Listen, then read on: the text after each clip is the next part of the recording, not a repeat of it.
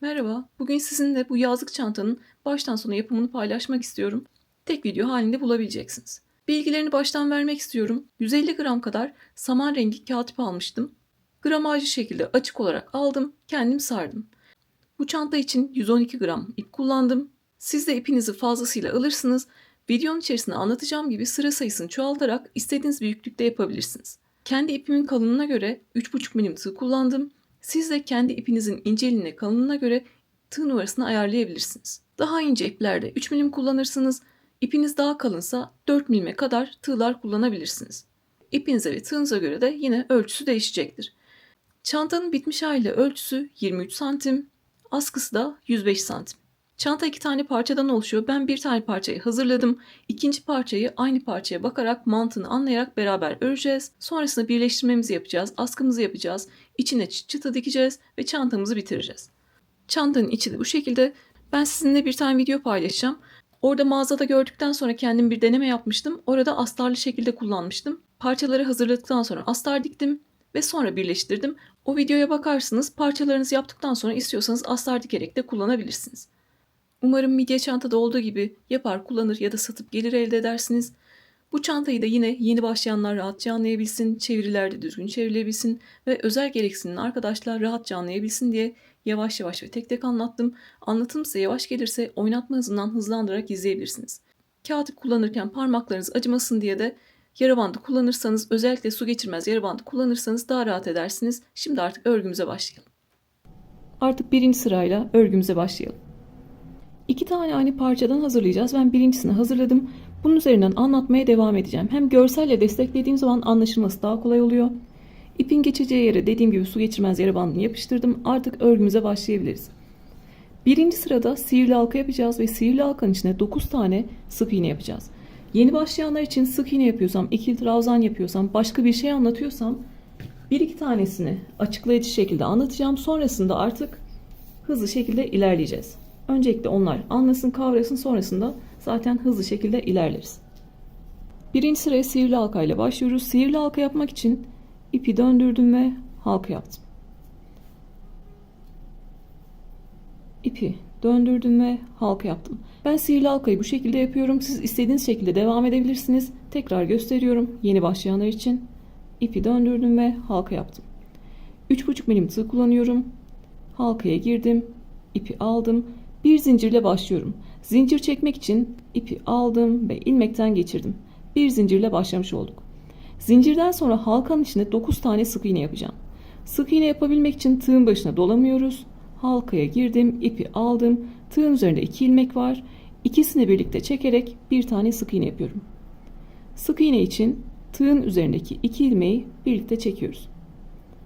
Ne elimden geçen ipi gergin tutuyorum, ne tığı böyle sıkı sıkı tutuyorum. Gevşek gevşek örüyorum. Sık iğne için halkaya girdim, ipi aldım. Tığın üzerindeki 2 ilmeği birlikte çekiyorum. Toplam 9 tane sık iğne yapmamız gerekiyor.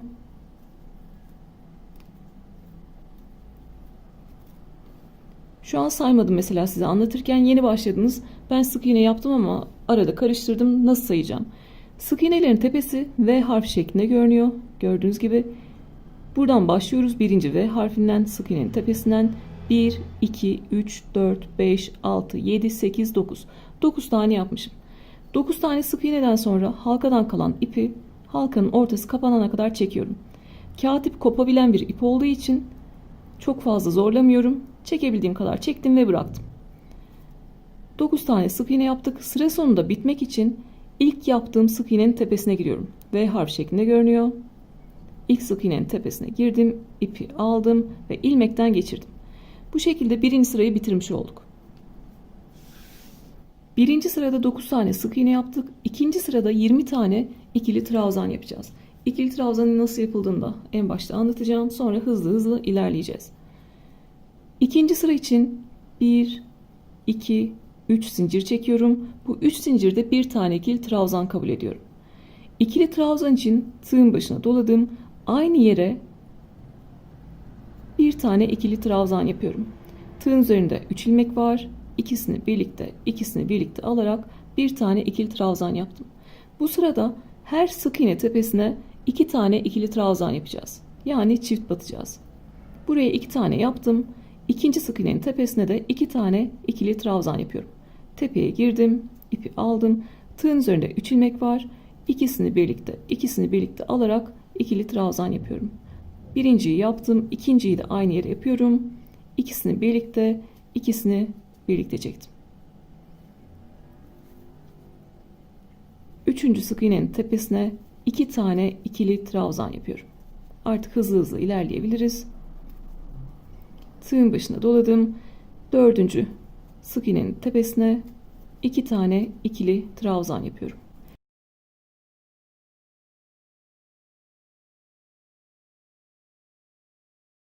Yani çift batarak devam ediyoruz. Sıra sonuna kadar her bir tepeye 2 tane ikili trabzan yapıyorum.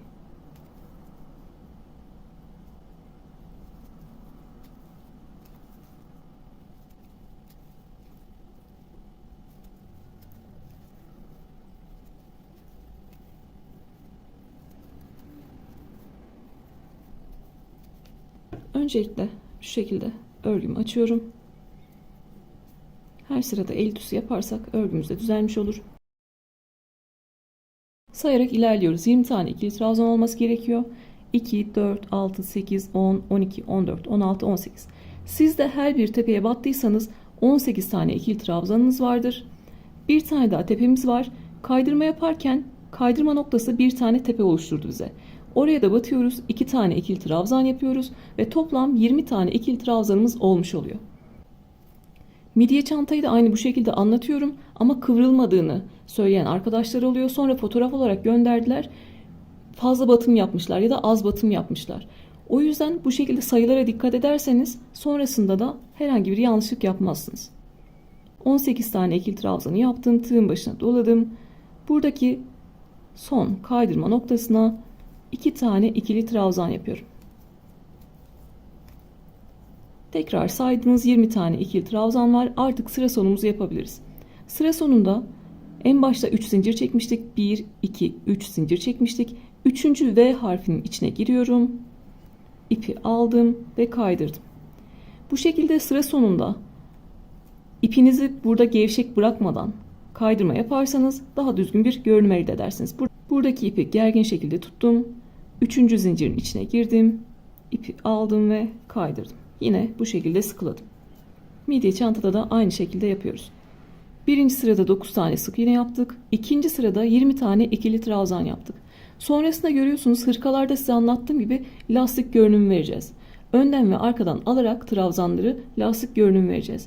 Yine 3 zincirle bir sıraya çıkıyoruz. İlk 2 sırayı saydınız. 20 tane ikili trabzan olduğundan emin oldunuz. Sıra sonunda ipinizi böyle gergin tuttunuz. 3. sıra için 3 zincir çekiyorum. 1, 2, 3 zincir çektim. Trabzanları önden ve arkadan alarak lastik görünümü vereceğiz. Bir tane trabzanı önden alacağız, öreceğiz. Bir sonraki trabzana 2 kere batacağız ve arkadan alarak öreceğiz. Trabzanları sırasıyla örerek devam edeceğiz ama birine 1 kere batacağız, birine 2 kere batacağız.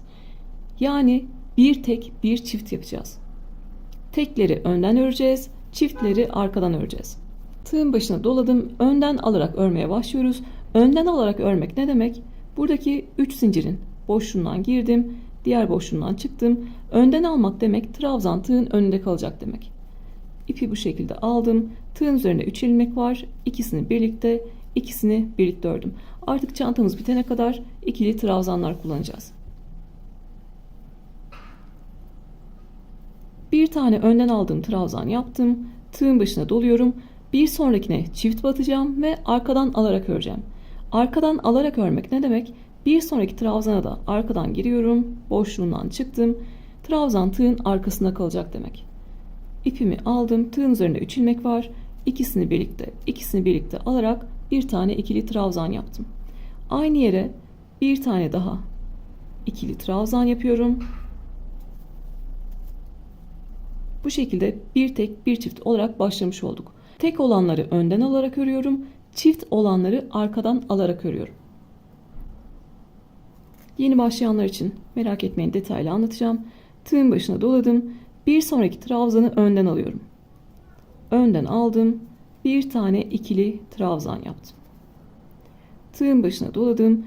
Bir sonraki trabzanı arkadan alıyorum ve ikili trabzan yapıyorum.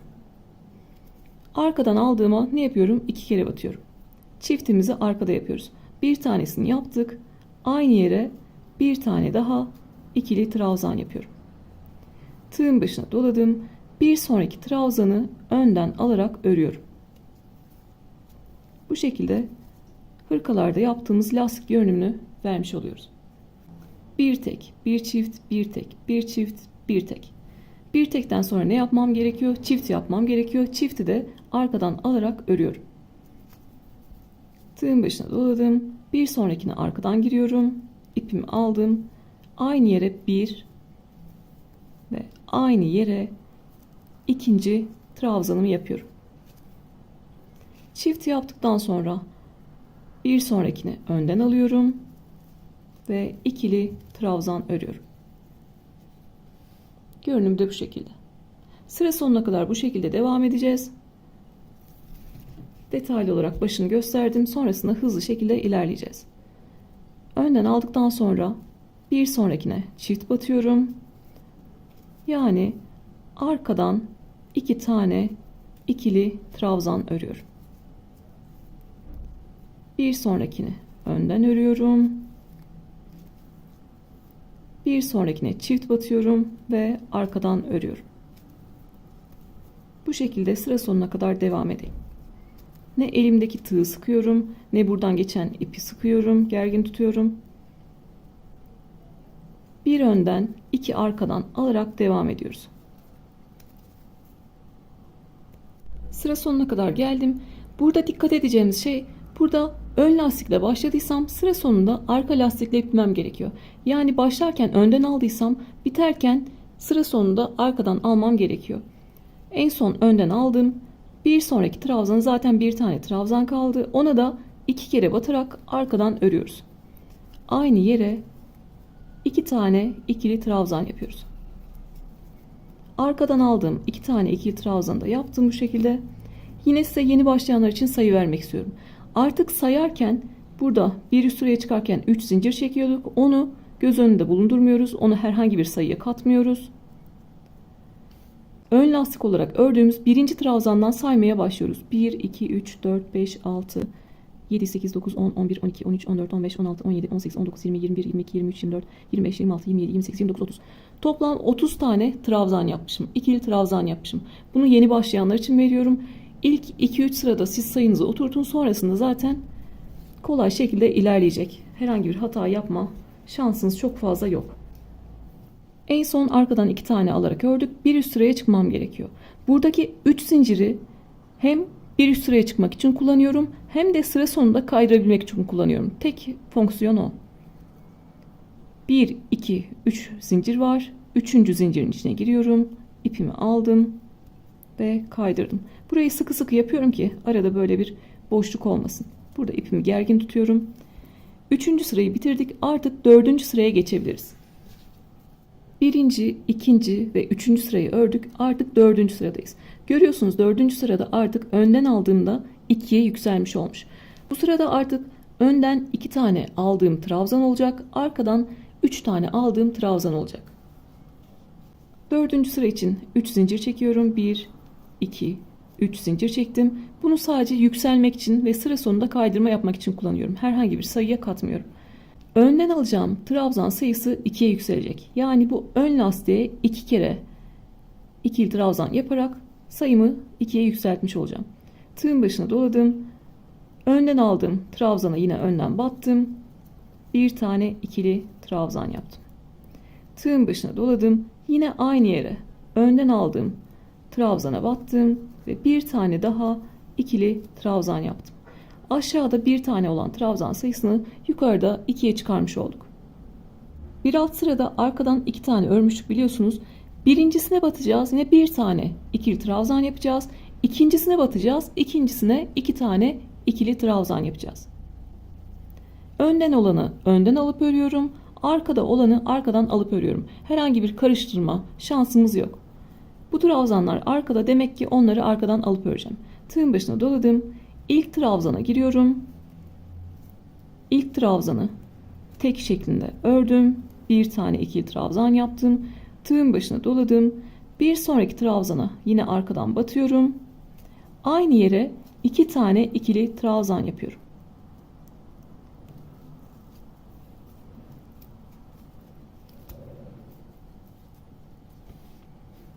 İlk trabzana tek yaptım, ikincisine çift yaptım. Arkadan aldığımız trabzan sayısı 3'e yükselmiş oldu. Tığın başına doladım. Ön lastiğe ne yapıyoruz? Önden aldığımıza 2 tane ikili trabzan yapıyoruz. Birinci ikili trabzanı yaptım. Yine önden aldım. İkinci ikili trabzanı yaptım. Önden aldığımıza önden batıyoruz. Arkadan aldığımıza arkadan batıyoruz. Şu şekilde de göstermek istiyorum. Önden aldıklarımız önde görünüyor. Arkadan aldıklarımız arkada görünüyor. 2 tane önden aldığımız trabzan var. 3 tane arkadan aldığımız trabzan var. Yine önden 2 tane aldık. Arkada 2 tane trabzanımız var. Birincisine bir tane ikili trabzan yapıyorum. İkincisine 2 tane ikili trabzan yapıyorum.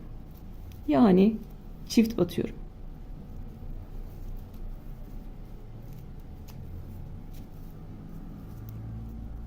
Ön lastiğe önde gördüğüme 2 tane ikili trabzan yapıyorum.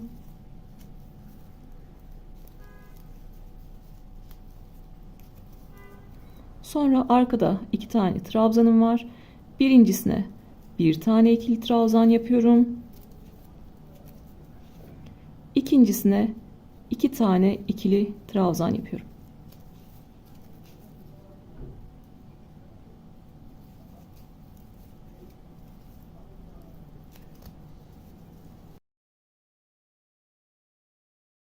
Şöyle elimle düzelterek göstermek istiyorum. Tığın başına bir kere doladım. Önden 2 tane ikili trabzan yapıyorum.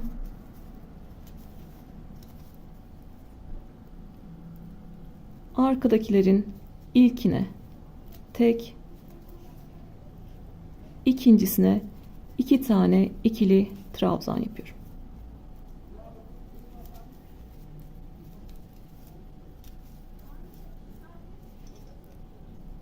Önde görünene 2 tane ikili trabzan yapıyorum ve bu şekilde sıra sonuna kadar ilerliyorum. Sıra sonunda yine bu sıra içinde sayı vereceğim. Sonrasında artık sayı vermeme gerek yok.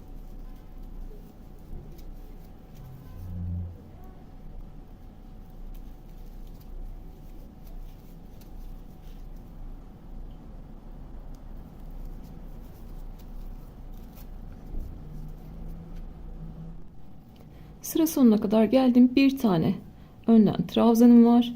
Ona 2 tane ikili trabzan yapıyorum. Arkada 2 tane trabzanım var. İlkine tek ve ikincisine 2 tane ikili trabzan yapıyorum.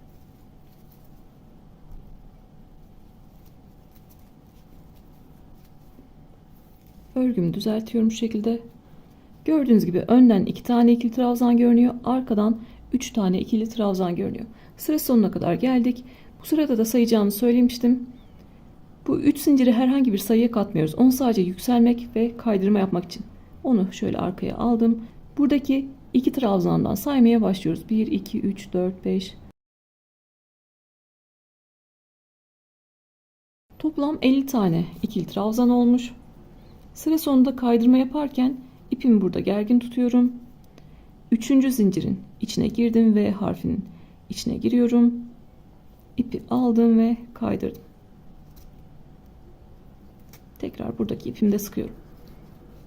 Biz burayı 4. sırayı yaptık. 5. sıraya geçiyoruz. Gördüğünüz gibi 5. sırada yine 2 tane ön lastik var. 2 tane önden aldığımız trabzan var. Arkada trabzan sayısı 1, 2, 3, 4'e yükselmiş. 3 tane trabzanımız var arkada. İlkine tek, ikincisine 2 tane, üçüncüsüne tek batacağız. Bu şekilde sayımızı 4'e çıkarmış olacağız. Öndeki sayımız sabit kalacak. Bunu da örgü bilenler için anlatıyorum. Onlar baştan sona devam edebilirler. Artık yeni başlayanlar kavramıştır. Örgü bilenler de bu şekilde ön bilgilendirmeyle sıra sonuna kadar gelebilirler. Yine 3 zincirle yukarı çıkıyorum. Bunu sadece yukarı çıkmak için kullanıyorum. Tığın başına doladım. Önde 2 tane trabzanım var. İlkine tek, ikincisine tek.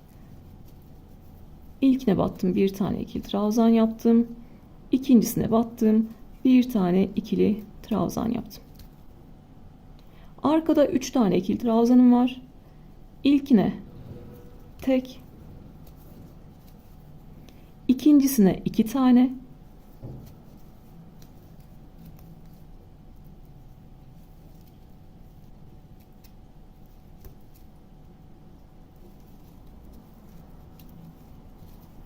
ve üçüncüsüne bir tane ikili trabzan yapıyorum. Bu şekilde daha net göstermeye çalışıyorum. Bu sırada ne yapacağız? Önden aldıklarımıza sırasıyla batıyoruz. 2 tane ikili trabzan yapıyoruz. Arkada 3 tane trabzanımız vardı. İlkine tek battım. Bir tane ikili trabzan yaptım. İkincisine, yani ortadaki trabzana 2 tane ikili trabzan yaptım. Üçüncüsüne yine bir tane ikili trabzan yaptım. Önden 2 tane ikili trabzan görünecek. Arkadan 4 tane ikili trabzan görünecek. Arkadan almayı bitirdim. Artık öndekilere teker teker batıyorum. Birincisine bir tane ikili trabzan yaptım. İkincisine bir tane ikili trabzan yaptım. Tığın başına doladım. Arkada 3 tane ikili trabzanımız var. Birincisine bir tane yapıyoruz. İkincisine 2 tane yapıyoruz. Üçüncüsüne bir tane yapıyoruz. İlkine bir tane trabzan yaptım. İkincisine aynı yere 2 tane trabzan yapıyorum.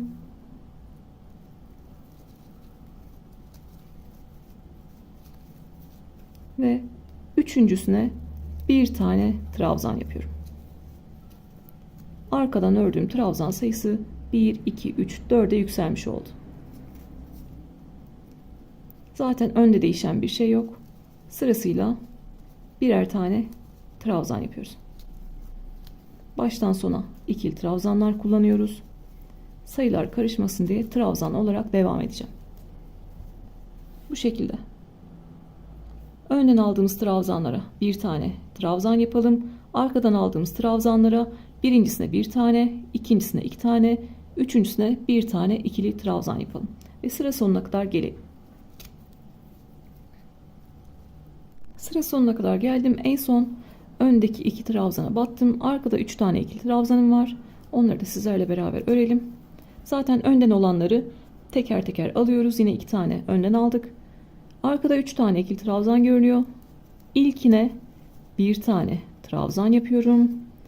İkincisine 2 tane ikili trabzan yapıyorum.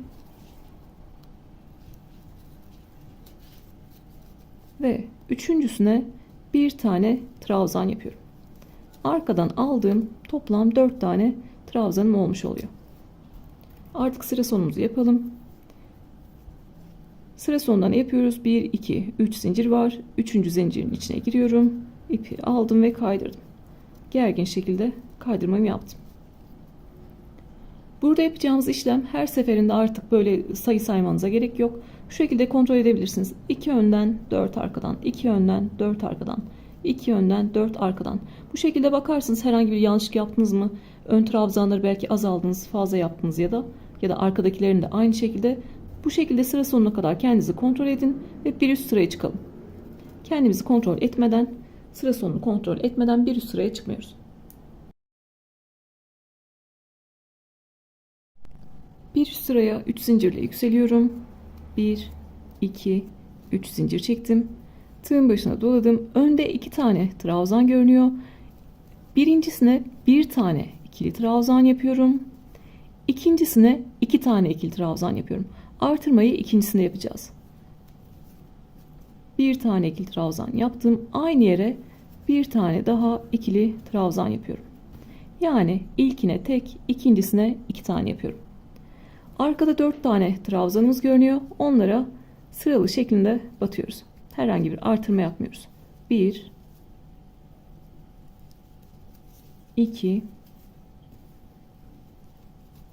3 ve 4. Onlara tek tek battık. Orada herhangi bir artırma yok. Artırmamız önde olacak. İlk trabzana tek batıyorum. İkinci trabzana 2 kere batıyorum.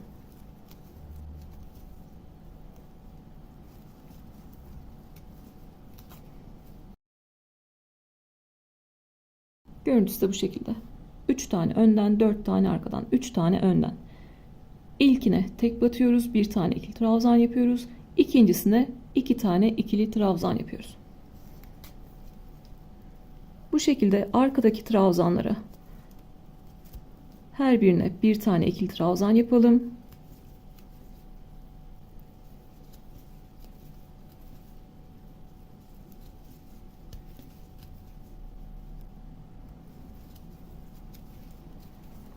Önde 2 tane görünüyor. Birincisine 1 tane ikili trabzan yapalım. İkincisine 2 tane ikili trabzan yapalım. İkinci trabzana 2 tane ikili trabzan yapıyoruz. Önde olan trabzan sayısını 3'e çıkarmış olduk. Bu şekilde sıra sonuna kadar ilerleyelim ve 7. sıramıza çıkalım. Bu sıranın sonuna kadar da geldik. Sayımızı nasıl yapıyoruz? 3 tane önden, 4 tane arkadan. 3 tane önden, 4 tane arkadan. Bu şekilde saydınız, kontrol ettiniz. Sıra sonunda yine 4 tane arkadan ördünüz ve artık bitişinizi yapabilirsiniz. Bu sıranın bitişini yapabilirsiniz. Emin olmadan bir üst sıraya çıkmıyoruz. 1, 2, 3. zincirin içine kaydırıyorum. Burada ipimi gergin tutuyorum ki düzgün bir şekilde kaydırmamı yapayım. Artık 6. sıramızı da bitirdik. 7. sıramıza çıkıyoruz. Artık 7. sıramızdayız. Siz de ben bir tane parçayı anlattığımda artık ikincisine videoya bakmaya gerek kalmadan elinizdekine bakarak örebileceksiniz. Şimdi 7. sıradayız. 7. sırada ne yapmışım? 1, 2, 3 tane önden trabzan örmüşüm. Yani önden yaptıklarımı artırmamışım. Her birine bir tane ikili trabzan yapmışım. Arkadan da 1, 2, 3, 4, 5 tane ikili trabzan yapmışım. Yani artırmayı arkada yapıyoruz. 7. sıraya yine 3 zincirle başlıyorum. 1, 2, 3 zincir çektim. Tığın başını doladım. Önden artırma yapmadığımız için her birine bir tane ikili trabzan yapıyorum.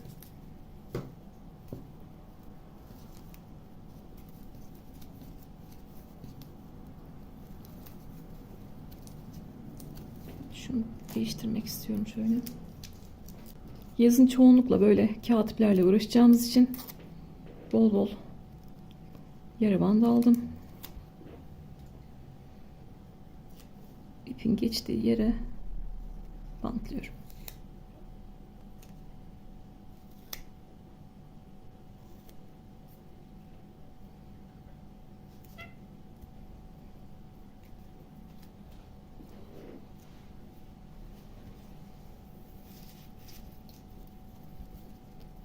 Önden artırma yapmadığımız için her birine bir tane ikili trabzan yaptık. Arkada 4 tane ikili trabzanımız var. Orada artırmamızı nasıl yapacağız? Birincisine bir tane yapıyorum. Birincisine bir tane ikili trabzan yaptım. İkincisine 2 tane ikili trabzan yapacağım. Yani artırmayı ikinci trabzanda yapacağız. Birincisine bir tane ikili trabzan yaptım. İkincisine 2 tane ikili trabzan yapıyorum. İkincisine aynı yere 2 tane trabzan yaptım. Üçüncüyü ve dördüncüyü tek şeklinde örüyorum. Bir tane ikili trabzan yapıyorum. Şöyle daha net anlaşılacak. 3 tane önden aldık sırayla. Sonra arkaya geçtik. Birincisine bir tane yaptım. İkincisine 2 tane yaptım. Görüyorsunuz zaten V harfi şeklinde görünüyor. İkincisine 2 tane yaptım. Üçüncüsüne bir tane yaptım. Dördüncüsüne bir tane yaptım. Bu şekilde yine sıra sonuna kadar ilerleyeceğiz. Örgüyü bilenler sıra sonuna kadar bu şekilde ilerleyebilirler. Ben tekrar bir tane daha arkada göstereceğim.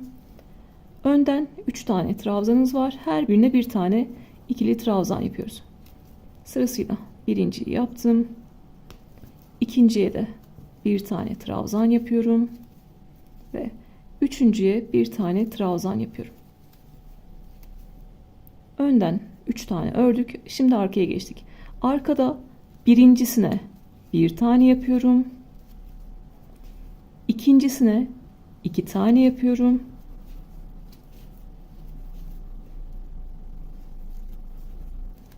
İkinciye 2 tane yaptım. Üçüncüye bir tane, dördüncüye bir tane yapıyorum.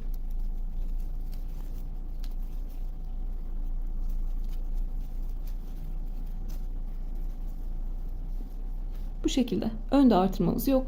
Arkada da sadece ikinci trabzana 2 tane ikili trabzan yapıyoruz.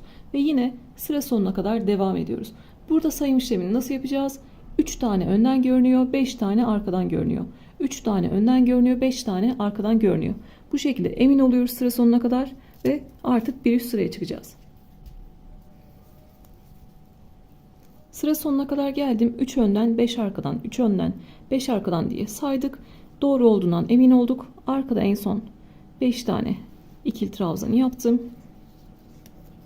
Burada ipimi gerdiriyorum ve 3. zincire kaydırıyorum. Bu sırayı da bitirmiş olduk.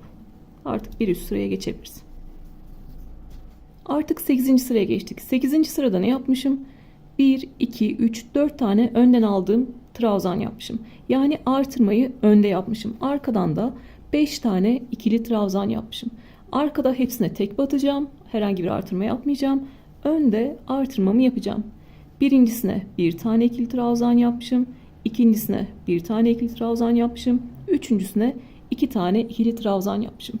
Örgüyü bilenler 3 zincirle başlıyorlar ve sıra sonuna kadar geliyorlar. Örgüyü bilenleri bekletmeyelim. Önden bilgileri veriyorum bu şekilde.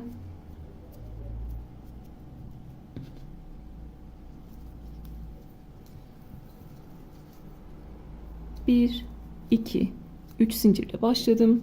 Tığın başına doladım. Artırmayı önde yapacağım. Birincisine bir tane ikili trabzan yapıyorum. İkincisine bir tane ikili trabzan yapıyorum. Ve üçüncüsüne 2 tane ikili trabzan yapıyorum. Artırmayı 3. trabzanda yapıyoruz. Bu şekilde.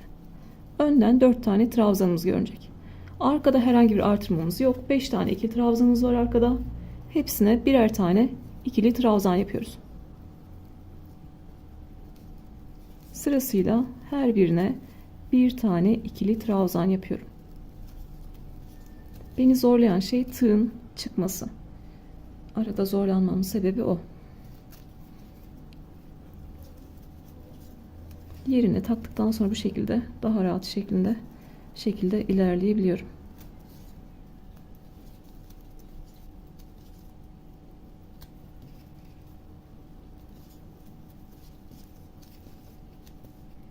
Arkadan 5 tane ikili trabzan ördüm. Artırmamızı önde yapacağız.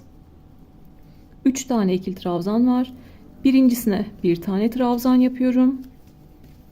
İkincisine bir tane trabzan yapıyorum. Ve üçüncüsüne 2 tane trabzan yapıyorum.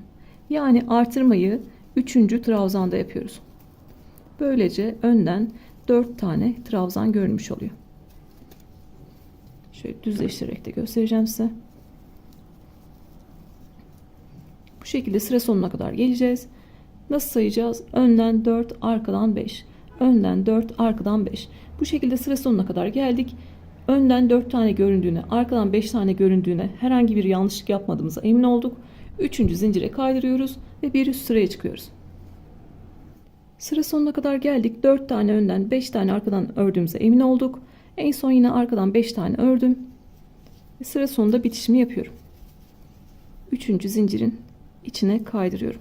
Burada ipimi biraz gergin tutuyorum. Sonra 3 zincirimi çekiyorum ve bir üst sıraya çıkıyorum. Artık sondan bir önceki sıradayız. 9. sıradayız. Burada ne yapmışım? 1, 2, 3, 4 tane önden trabzan örmüşüm. Yani herhangi bir artırma yapmamışım. Hepsine bir tane ikili trabzan yapmışım. Arkada da 1, 2, 3, 4, 5, 6 tane ikili trabzan görünüyor.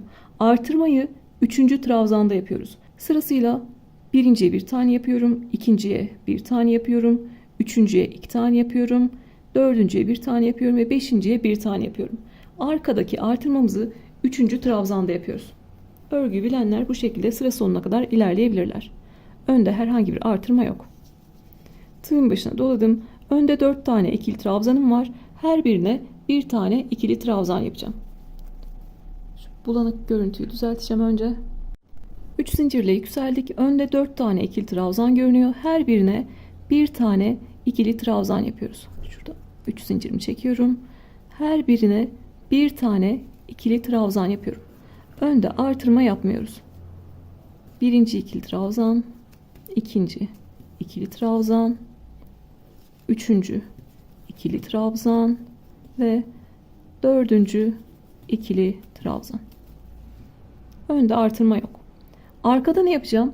Birincisine bir tane, ikincisine bir tane, üçüncüsüne 2 tane batacağım. Dördüncüye ve beşinciye bir tane batacağım. Sadece artırmamız 3. trabzanda olacak. 3. trabzana 2 tane ikili trabzan yapacağız. Örgüyü bilenler bu şekilde sıra sonuna kadar devam edebilir. Tığın başına doladım. Arkada 5 tane ikili trabzan var. Birincisine bir tane yaptım. İkincisine bir tane yaptım. Üçüncüsünde artırma yapacağız.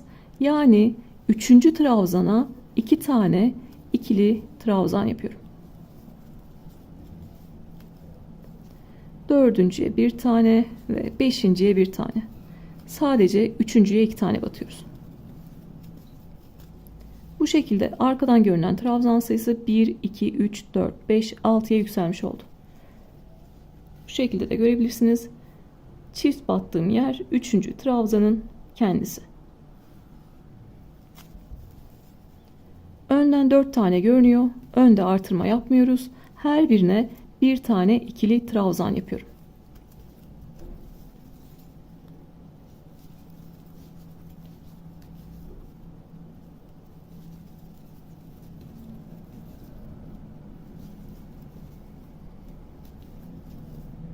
Dört tane ikili trabzan yaptım. Arkada 5 tane ikili trabzan görünüyor. Birincisine ve ikincisine birer tane ikili trabzan yapalım. Birinciye bir tane yaptım. İkinciye bir tane yaptım. Üçüncüye ne yapıyorum? 2 tane ikili trabzan yapıyorum. 1 ve aynı yere 2. Dördüncü ve 5. trabzanlarım var. Onlara da birer tane ikili trabzan yapıyorum. Sadece 3. trabzana 2 tane ikili trabzan yapıyoruz. Bu şekilde yine sıra sonuna kadar gelelim. 4 tane önden 6 tane arkadan görünecek. 4 tane önden 6 tane arkadan görünecek. Bu şekilde dilimlerinizi sayın. Sıra sonunda eminseniz 3 zincir çekip bir üst sıraya geçebilirsiniz. Sıra sonuna kadar geliyorum. Sıra sonuna kadar geldim. 4 tane önden 6 tane arkadan ördüğüme emin oldum. En son yine 6 tane arkadan yaptım. 3. trabzan üzerine 2 tane ikili trabzan yapıyoruz. Ve sıra sonunda yine 1, 2, 3. zincirin içine kaydırıyorum.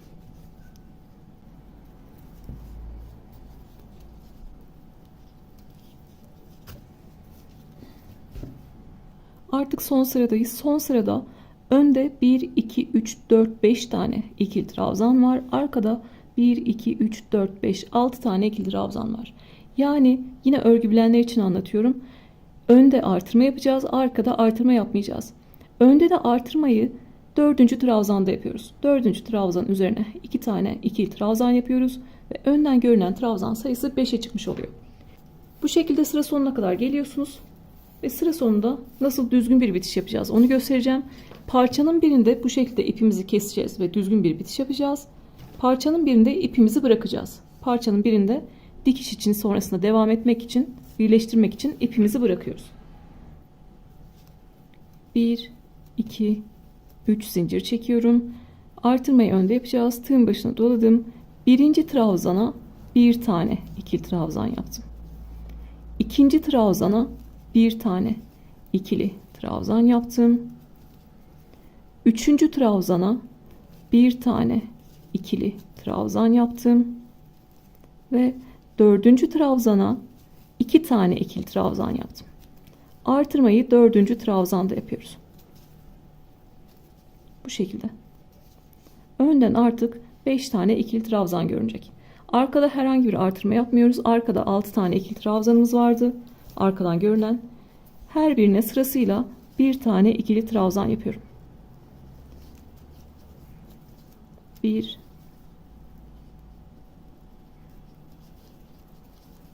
2 3 4 5 ve 6. Arkadaki trabzan sayımız değişmeyecek. Yine ön trabzanlara geçiyorum. Önden aldığım trabzanlara geçiyorum. 4 tane görünüyor. Birincisine bir tane, ikincisine bir tane, üçüncüsüne bir tane ve dördüncüsüne iki tane ikili trabzan yapıyorum. Artırmayı dördüncüde yapmış oluyorum. Görünümünü de göstereceğim. El tüsüyle şu şekilde öncelikle açarak düzeltiyorum.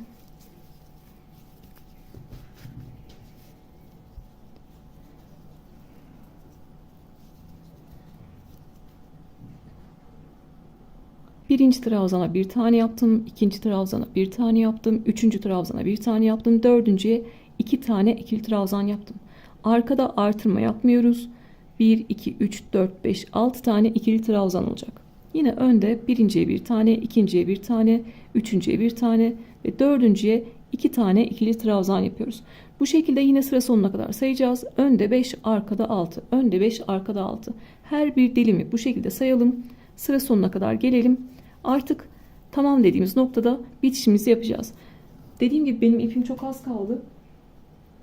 Sonrasında da birleştirme ve askı kısmı var da bu ipi yetirmem gerekiyor. Sonrasında siz elinizde daha fazla ip varsa nasıl büyütebilirsiniz onu da anlatacağım. Bu sıranın sonuna kadar gelelim.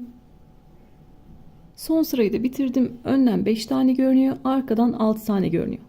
Şimdi biz bu sırada bitişimizi yapacağız ama devam etmek isteyenler ne yapacak? Yine 3. zincirin içine kaydıracaklar. İpiniz çoksa sizin devam etmek istiyorsanız zaten mantığını az çok anladınız.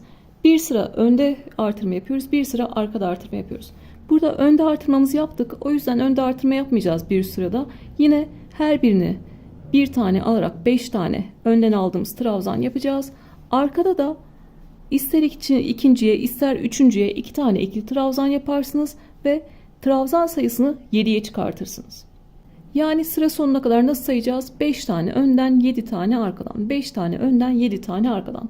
Önden olanları sırasıyla önden alıyoruz. Arkada olanları da ister ikinciye, ister üçüncüye, ister dördüncüye 2 tane ikili trabzan yapıyoruz ve artırmamızı bu şekilde yapıyoruz.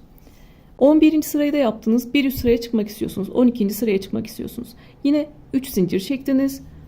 11. sırada arkada yapmıştık artırmayı. 12. sırada önden yapacağız. Bir ön sırada artırma yaparak, bir önden aldığımızda artırma yaparak, bir arkadan aldığımızda artırma yaparak bu şekilde çoğaltabilirsiniz.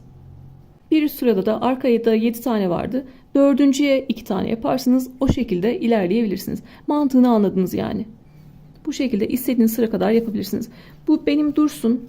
İpimi koparmayacağım. Sıra sonuna kadar geldim. Burada ipimi koparmıştım diğerinde. Burada nasıl bitiş yapıyoruz onu size göstermek istiyorum.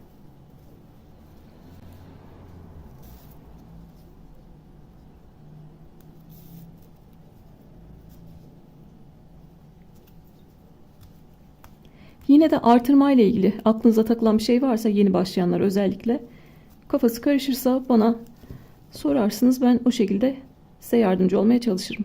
Sıra sonunda yine 6 tane ikili trabzanı yaptım. Burada artık ipimi koparıyorum ve düzgün bir bitiş yapacağız. Diğer örgülerde de gösterdiğim gibi düzgün bitişten kastım trabzan tepeleri V harfi şeklinde görünüyor. 2 tane kanadı var. Biri örgünün dış yüzünde, güzel yüzünde, biri iç yüzünde, arka yüzünde. Biz bu tepeleri ve kanatları kullanarak bir tane daha trabzan tepesi oluşturacağız. Başta 1, 2, 3 zincir çekmiştim. Ona dokunmuyorum. Burada ilk yaptığım trabzanın tepesine arkadan giriyorum. 3 zincire dokunmadım. İlk yaptığım trabzanın tepesine arkadan girdim.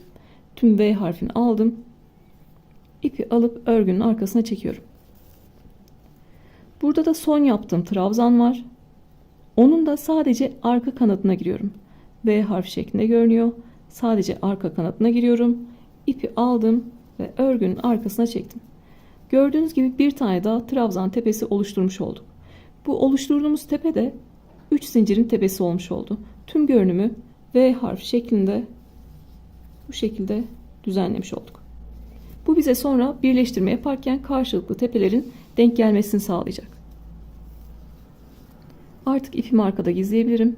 Birinci parçamızda ipi kesiyoruz bu şekilde. Düzgün bir bitiş yapıyoruz. İkincisinde artık birleştirme yapacağız. Burada ipimizi koparmıyoruz. Sıra sayısı eşit olacak. Birinde ipi koparacağız, birinde koparmayacağız. İpi öncelikle burada bir zincirle buraya sabitliyorum. Sonrasında kullandığımızda herhangi bir sökülme olmasın. Artık bir zincirle sabitledikten sonra istediğiniz yerden geçirerek gizleyebilirsiniz. Zaten kağıt ip tırtıklı bir ip olduğu için siz gizledikten sonra da kolay kolay gizlediğiniz yerden çıkmayacaktır. Birbirine takılacağı için.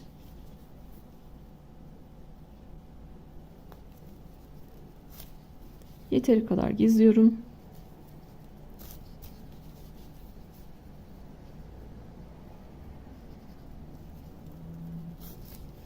Ve yeteri kadar gizlediğimi düşündükten sonra dışarıda kalan ipi kesiyorum.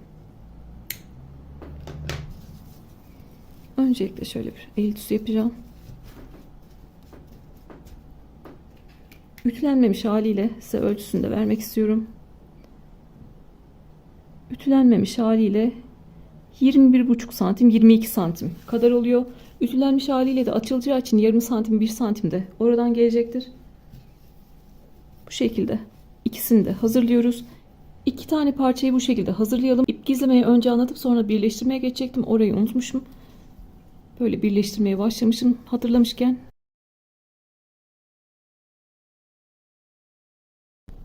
Şu şekilde gizlemek istiyorum. Çekebildiğim kadar çektim. Çok fazla asılmıyorum. Bunu da birleştirmeden önceki kısma eklemeye çalışırım. Burada yine bir zincirle buraya sabitledim. Halkanın etrafından geçirerek gizliyorum.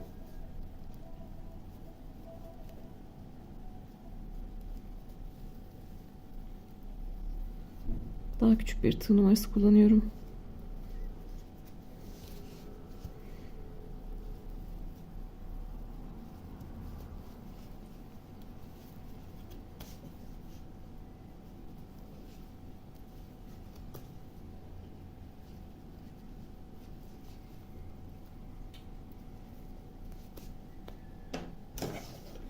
Sonra da dışarıda kalan ipi kesiyorum. Siz burayı yaparken ipiniz koptu diyelim. Bu halkanın ortası sonra açılacaktır. Onu önlemek için ne yapabilirsiniz? İğneye ipinizi alırsınız, kağıt ip alırsınız. Bu halkanın etrafından geçirirsiniz. Böyle 2 kere bağlarsınız. Kestiğiniz ipleri yine halkanın etrafında gizlersiniz. Yani iğne ile sonradan burayı da kapatabilirsiniz.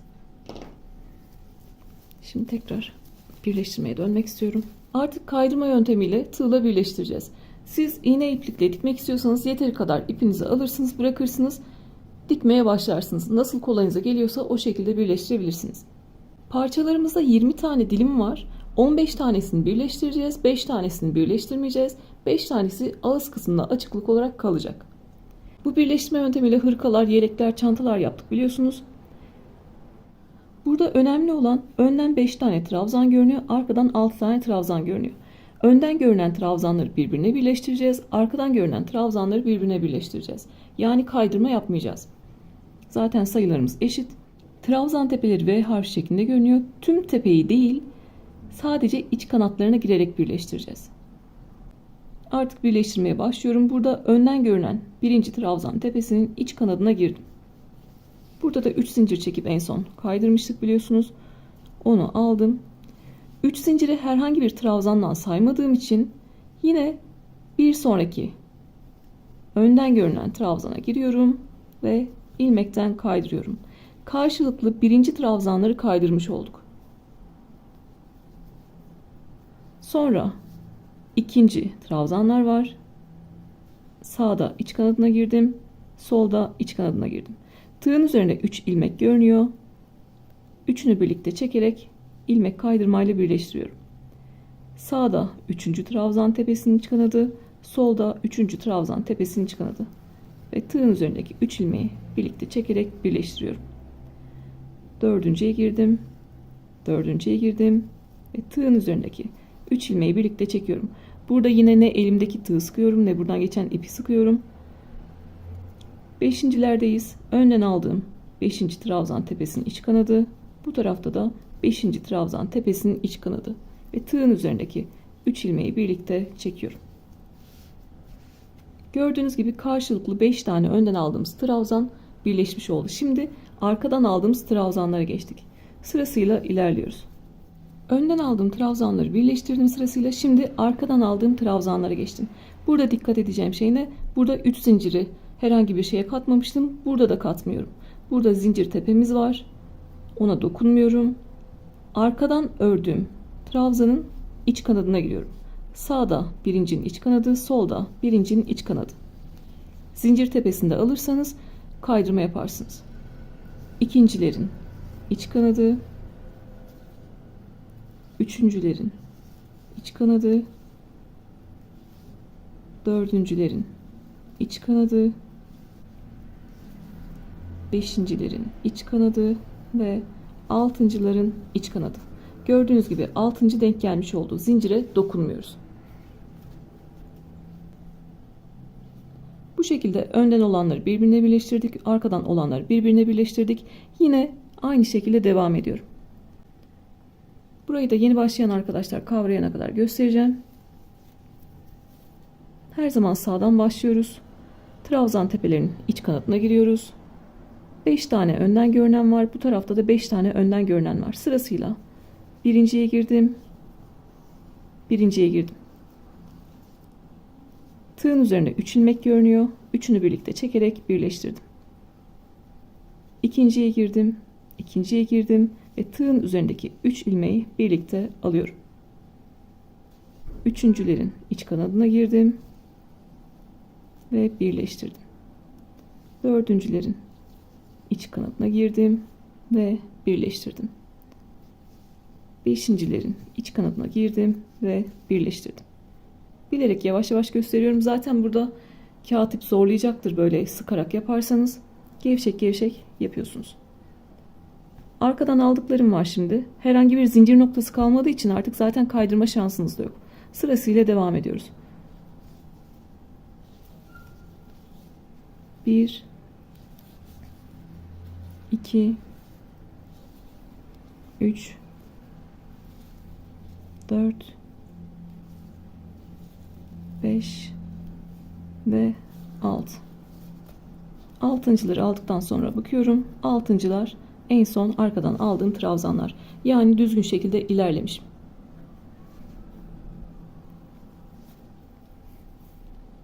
Yine en son sırada saydığımız gibi 5 önden 6 arkadan 5 önden 6 arkadan diye saymıştık.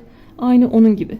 Yaparken sayarsanız garanti olmuş olur. Önden olanlara geçtik. 5 tane karşılıklı birleştirmemiz gerekiyor. 1 2 3 4 ve 5. Son kez arkadan olanları da göstermek istiyorum. Arkadan 6 tane trabzan var. Sırasıyla sayıyorum. 1 2 3 4 5 ve 6. Bu şekilde birleştiriyoruz. Karşılıklı denk gelmiş oldu. Şimdi öğrenler, yeni başlayan arkadaşlar yanlış yaptıysa, kaydırma yaptıysa nereye bakacaklar? İlk yaptığımız dilimde biliyorsunuz buradaki 3 zincir atlamıştık. Burada da yine 3 zincir atlamıştık. Buradaki zincirleri herhangi bir sayıya katmıyoruz. Onlar sadece biliyorsunuz üste çıkmak içindi. Bir üst sıraya çıkmak içindi. Buraya dikkat ederseniz sonrasında herhangi bir şaşırma şansınız yok. Zaten tüm sayılar eşit. Şimdi biz 1, 2, 3, 4, 5, 6 tanesini birleştirdik. Bunu 15'e tamamlayalım. Burada 1, 2, 3, 4, 5 tane de dilim bırakalım. Burayı birleştirmeden bırakalım. Burası ağız kısmı olacak. Buradan birleştirmeye başlamıştık. 15 tane dilimi birleştirdim. Benim elimde fermuar yok. Normalde orijinal fermuarlı. Fermuarlı olsaydı belki buradakileri de dikmezdim. 7 tane kullanabilirdim. Siz de kendiniz istediğiniz kadar açıklık bırakıyorsunuz. 7 tane fermuarlı için de yeterli gelecektir. Sonrasında fermuarı ağız kısmına dikebilirsiniz. Ama ben sadece çıt çıt yapacağım için böyle daha emniyetli olsun. Daha böyle içine koyduklarım düşmesin diye 5 tane bıraktım. Zaten elimde rahatça girip çıkabiliyor. 5 tane dilim yeterli. Bunu da size tekrar göstermek istiyorum. İstiyorsanız şu dilimleri de birleştirmeyebilirsiniz. Burada en son bir zincir çekiyorum ve ipimi yeteri kadar bırakıp kesiyorum. Artık ipi içeride gizleyebilirim.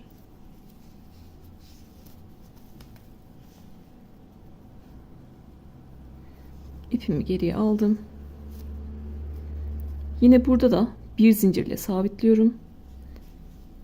Sonradan bütün diktiğimiz yer baştan sona sökülür. O yüzden bir zincirle burada da sabitledim. Ve artık istediğim yerlerden geçirerek gizleyebilirim. Birinci bölümde de söylemiştim, kağıt ipi tırtıklı olduğu için böyle gizleme yaptığınızda kolay kolay çıkmıyor birbirine takıldığı için.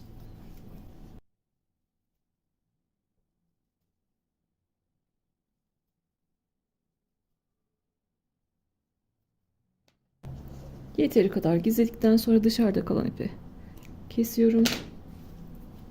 Ve çantamız kabaca hazır. Bu aşamada istiyorsanız hazır saplar kullanabilirsiniz, askılar kullanabilirsiniz. Biz yine örgü bir askı yapacağız. Ben burada askımı hazırladım ve ütüledim. 130 santimlik ipler yaptığım için ekrana sığmayacaktı. O yüzden size daha kısasında anlatacağım. Artık askı kısmına geçiyoruz. Buradaki yaptığım askıda 130 santimlik ipler kestim. 9 tane 130 santimlik ip kestim. Sonrasında örgüyü yaparken zaten o kısalıyor. Başında ve sonunda da bu şekilde iplerimiz artacağı için kısalma yapıyor. En son benim askımın ölçüsü 105 santim.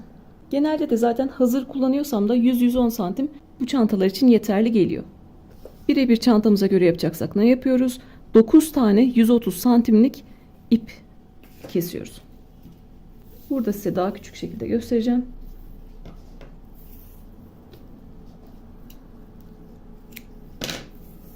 Burada şöyle küçük bir tane de göstereceğim. Bunu 130 santim olarak düşünün.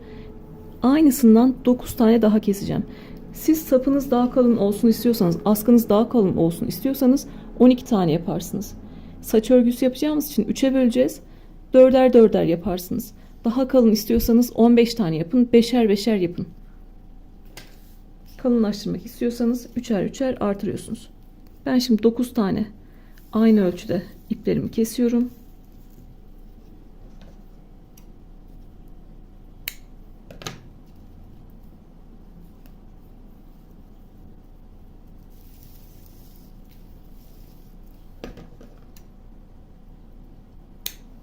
Dokuz tane aynı boyda ip kestim. Siz 130 santim kesiyorsunuz ve askınızı örmeye başlıyorsunuz.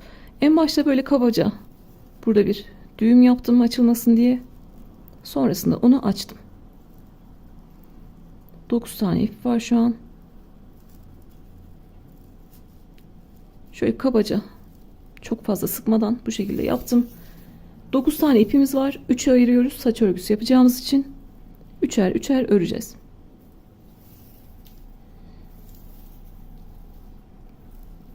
Bu şekilde 3'er 3'er ayırdım. Siz kalın yapacaksanız ne yapacaksınız?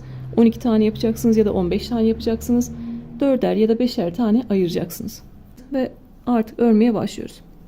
Saç örgüsü yapar gibi. Sağdan aldım sola, soldan aldım sağa. Soldaki ipi sağa alıyorum. Sağdaki ipi sola alıyorum.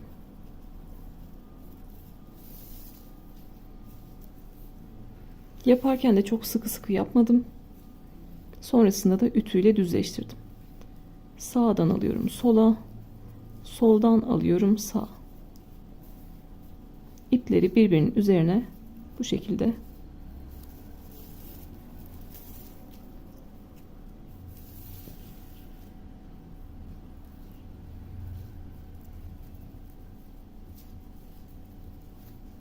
herkes saç örgüsü biliyordur. Ama yine de şöyle şu şekilde göstermek istiyorum. Görerek aynı anda yapan arkadaşlar vardır belki.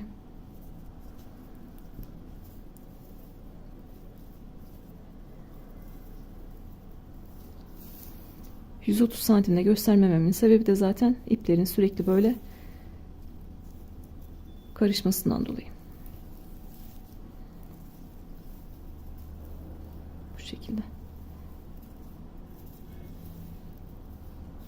Üçer üçer sağdakini sola, soldakini sağa alarak örgümü örüyorum.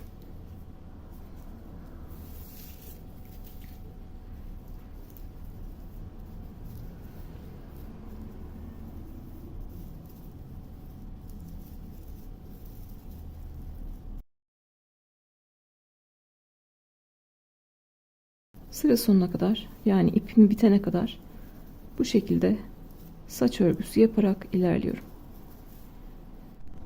Örgünün sonuna kadar geldim. Öncelikle bu şekilde elimle açtım.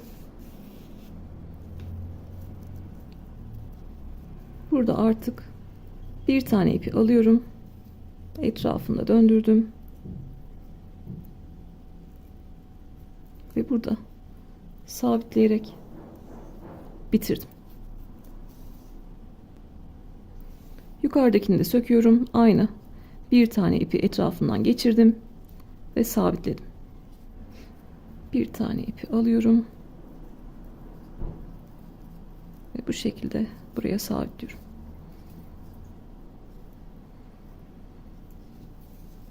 Çantamızı diktikten sonra zaten buradaki ipleri temizleyeceğiz.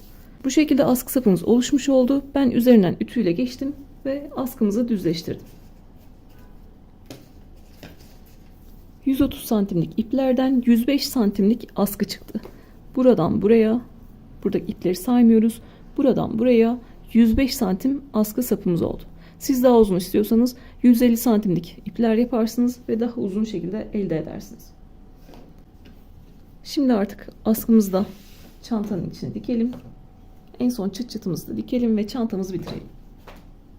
Ben askının bir ucunu diktim size gösterebilmek için. Görüyorsunuz iç kısmında böyle görünüyor.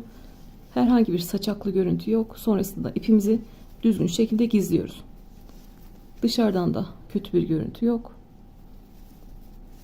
İç kısmında da biraz uğraşarak, zaman geçirerek düzgün şekilde gizliyoruz.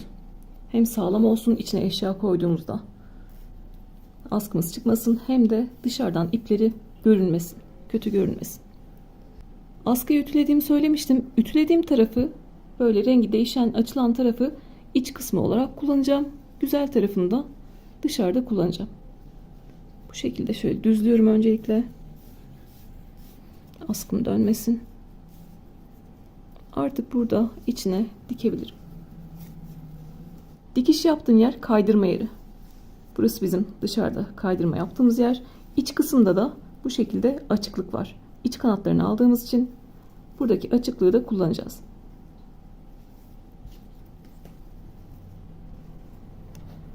Tam iki çantanın birleşim yerine ortasına yerleştirdim.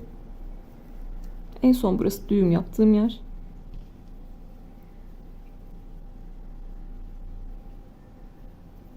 Öncelikle bir düğüm atacağım.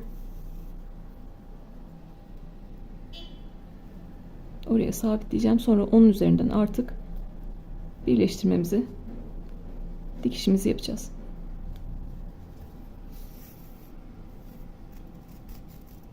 Önce burada şöyle düğüm atmak istiyorum.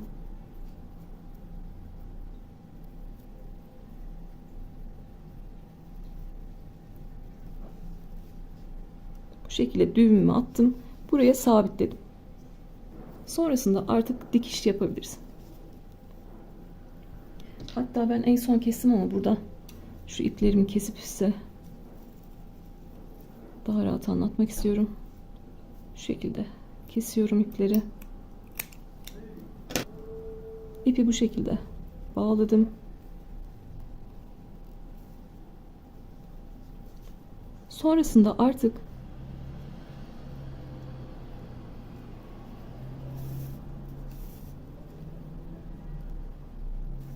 birkaç kere üzerinden geçerek oraya sabitliyorum. Kaydırma yaptığım yerlerin dışına çıkmıyorum. Dikiş yaparken. Bu şekilde buraya sabitledim. Amacım buradan sonrasında çantanın askısının çıkmaması. Dışarıdan da böyle görünüyor. Aynı yerden 2-3 kere geçtik. Gördüğünüz gibi kaydırma noktalarının dışına çıkmıyorum. Yani trabzanlara geçmiyorum. Buradaki noktayı kullanıyorum. Çukur kısmı kullanıyorum.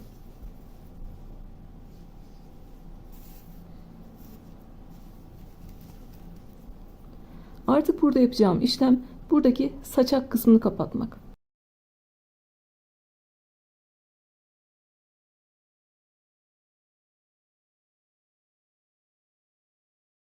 Saçakları araya gizliyorum. Ortadaki çukur kısımda saçakları gizlemiş oluyorum.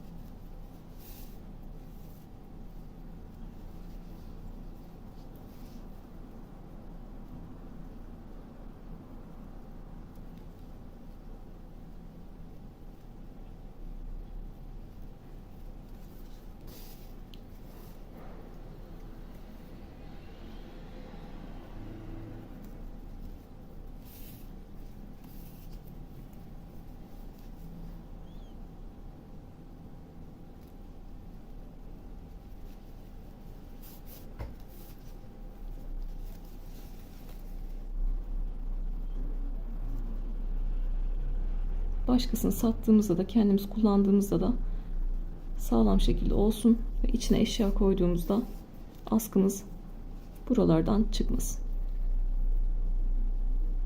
Artık askının yeteri kadar sağlam olduğunu düşündükten sonra da buradan ipten geçiriyorum. Halkadan iğnemi geçirdim. Burada yine bir zincirle sabitler gibi sabitledim ve sonrasında artık ipimi gizleyeceğim. Birkaç tane yerden geçirerek ipimi gizliyorum ve dışarıda kalan ipi kesiyorum.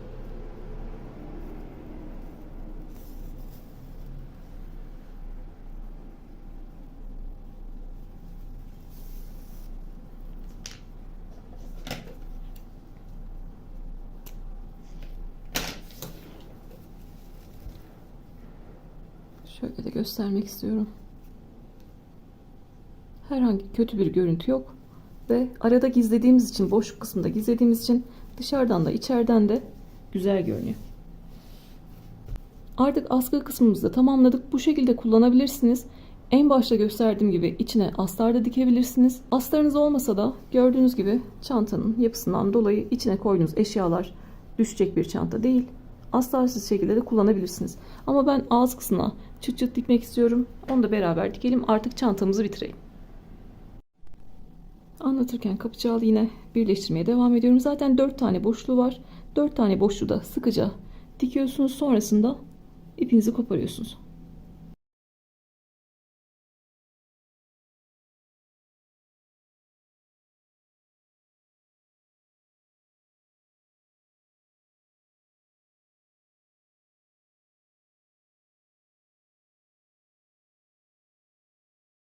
Çıt çıtın bir tarafını bu tarafa diktim.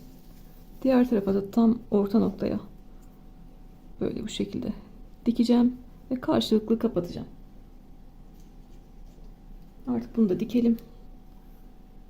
Çantanın bitmiş haliyle size göstermek istiyorum. Şöyle diktikten sonra şöyle askısını içine alıp kaç gram ip gittiğini de görmek istiyorum.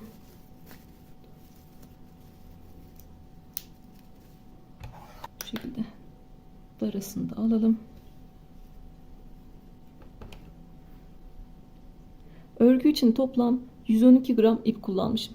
Size en başta da söylemiştim. 150 gram ip alsanız yeterli gelecek. Sonrasında askısını uzun yapmak isterseniz, bir iki sıra fazla yapmak isterseniz 150 gram yeterli gelecektir. Midye çanta gibi ister kullanıp ister satabileceğiniz bir çanta anlatmak istedim. Satış için de örgü için de istediğiniz soruları sorabilirsiniz. Bir sonraki bölümde görüşmek üzere. Kendinize iyi bakın.